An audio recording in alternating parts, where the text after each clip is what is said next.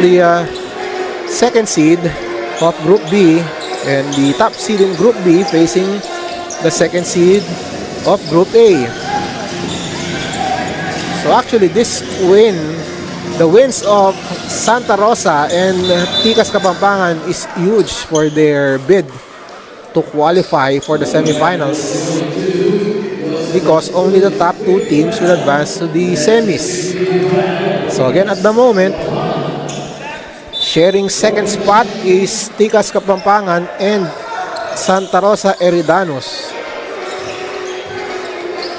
So we have to check the schedule on when they will be facing each other.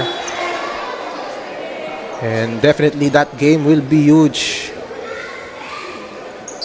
as far as the chase for the semifinal spots are concerned in Group A.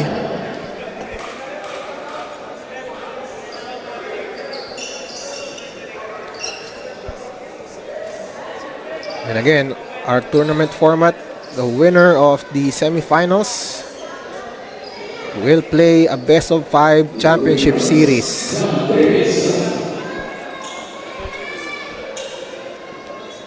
As we have Davidson knocking down the first free throw.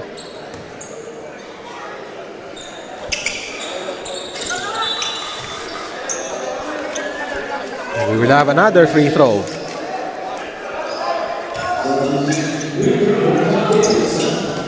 So again, nice win here by Tikas Kapampangan after they absorbed a 115-102 loss to Taguig Generals in a rematch of the Governor's Cup Finals held at the FEU gym right here in San Fernando, Pampanga. The score was 115-102.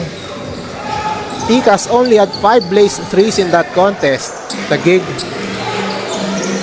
able to make 11 blaze threes in that contest. So a nice bounce back win for Tikas Kapampangan, especially with Santa Rosa also winning earlier today.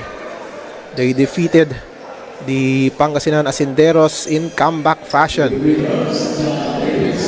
Pangasinan once held a 20-point lead before Santa Rosa got their rhythm and eventually won the ball game. And they are now at 5-2 together with Tikas Kapampangan at second place. So again, important victories for Santa Rosa and Tikas Kapampangan for their playoff bid. So one loss for those teams would be crucial for their campaign in their bid to reach the semifinals. So at least for tonight, Santa Rosa and Tikas getting the job done. Del Carmen meanwhile scoring on the layup. 169-65 is our score. 3-pointer on the way for Rivera.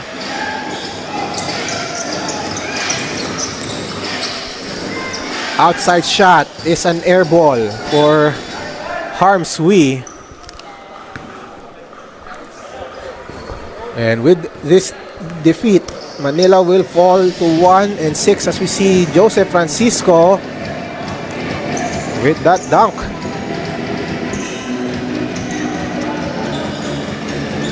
Manila MLB will fall to 1-6. They have lost 6 in a row. They have not won since their opening game win over Quezon City. Francisco, no go. Dancer Khan with the basketball. Firing this three and he scores. 172-65. We from center court. And that's the story of this ball game. So now Francisco crosses the timeline. And that's that.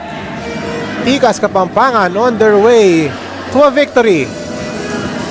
And we will try again for the fans.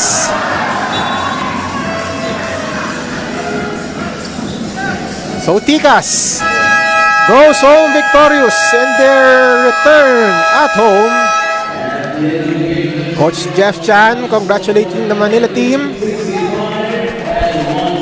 And Tikas back in their winning ways, beating Manila MLB 172 to 65. A 107-point beating by Tikas Kapampangan over the Manila MLB. And Joseph Francisco has been named as the best player of the game. As we watch Joseph Francisco, what a night for him. 31 points, 13 rebounds, and 2 steals. Joseph Francisco is our best player of the game as he led Tikas Kapampangan to a victory against the Manila MLB squad. That's our final score, 172 to 65. A 107-point victory by the Governor's Cup champion, the Tikas Kapampangan.